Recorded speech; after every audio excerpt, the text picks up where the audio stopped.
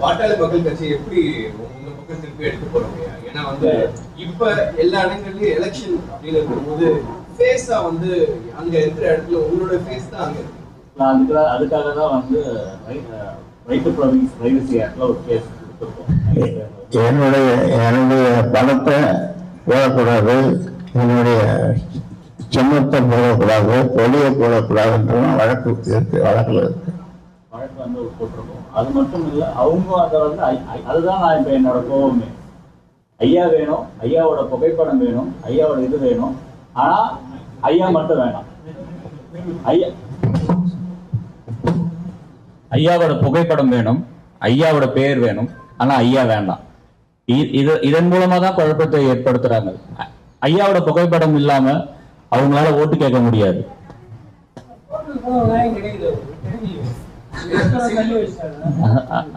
அதுதான் சொல்றேன், கிடைக்க மாட்டேது, என்ன பண்றது?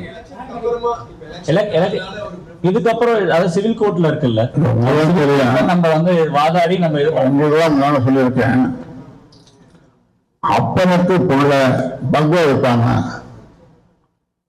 அப்பனுக்கு புள்ள பக்கு வச்சான், அது பக்கு வைக்க சோஃபா தான் அந்த இடம்.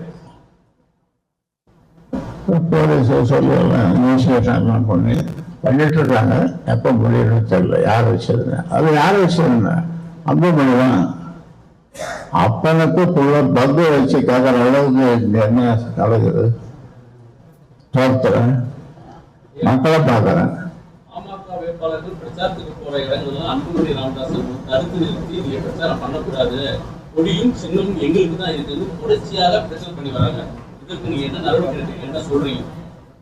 அதாவது அமைதியான வழியில கொடியை உபயோகப்படுத்தாதீங்க, நாங்கள் உங்களுக்கு ஓட்டு போட மாட்டோம், இங்க எங்க இருக்க வேண்டாம், எங்க கொடியை பயன்படுத்துவீங்க, ஐயாவுடைய முகத்தை போடாதீங்க,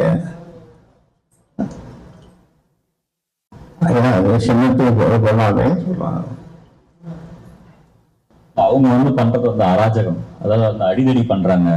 வண்டி இப்ப செஞ்சியில கூட வண்டியை உடைக்கிறாங்க, செஞ்சி வந்தவாசி எல்லாத்துலயும் பண்றது. அதாவது வந்து அவர் வந்து ஐயா வந்து படிக்க சொன்னாரு, அவர் வந்து உடைங்க அடிங்க, இதைதான் வந்து தன் தொண்டர்களுக்கு இது பண்றாரா? இது எந்த விதமான அரசியல்? அவர் வந்து இதுதான் டெவலப்மெண்ட் பாலிடிக்ஸா? என்னோட கேள்வி வந்து இதுதான் டெவலப்மெண்ட் பாலிடிக்ஸா? மாற்றம் முன்னேற்றம் சொன்னது வந்து இதுதானா?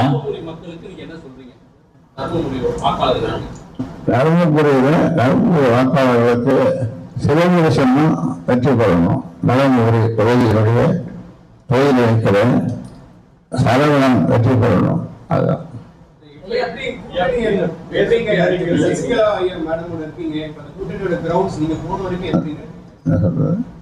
கூட்டணி எப்படி இருக்குன்னு கேக்குறாங்க. நீங்க போன இடத்துல கூட்டணியோட பலமோ நம்ம கூட்டணியோட பலம் வேறு இடத்துல போகக்குள்ளதான் அங்க அவங்களாக போச்சு.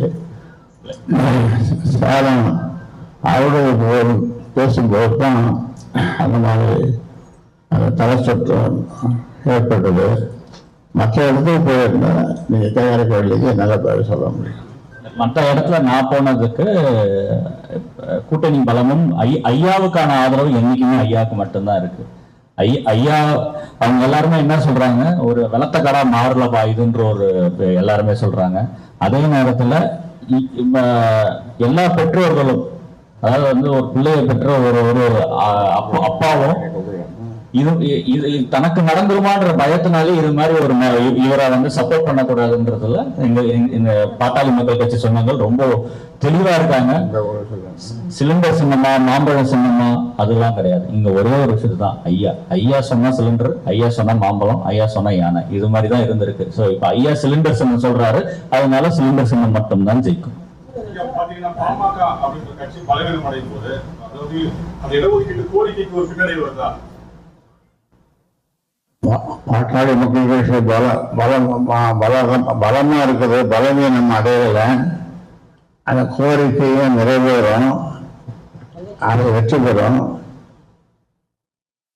நீங்க அந்த ஜெயிக்கமணி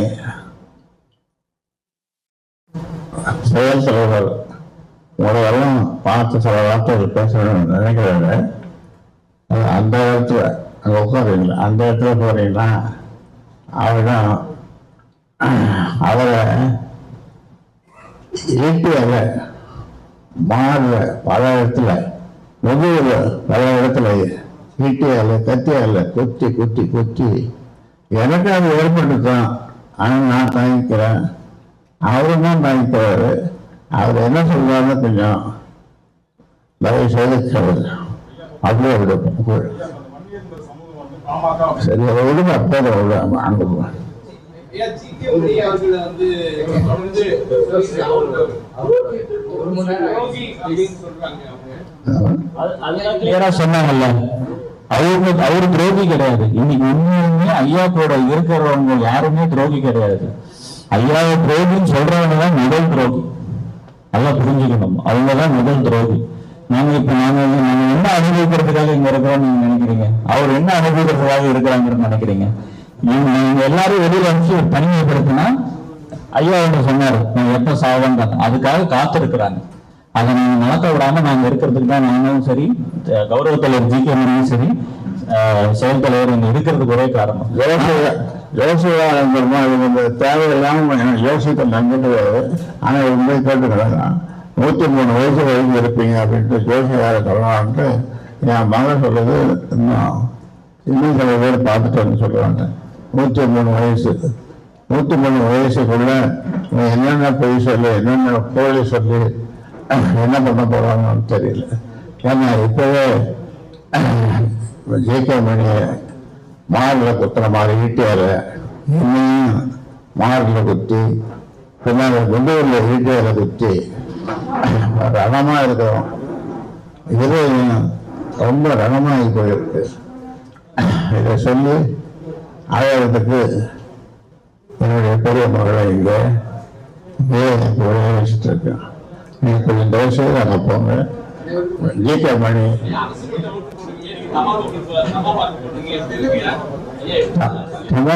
தமிழ் மட்டும் தான் இருக்குது.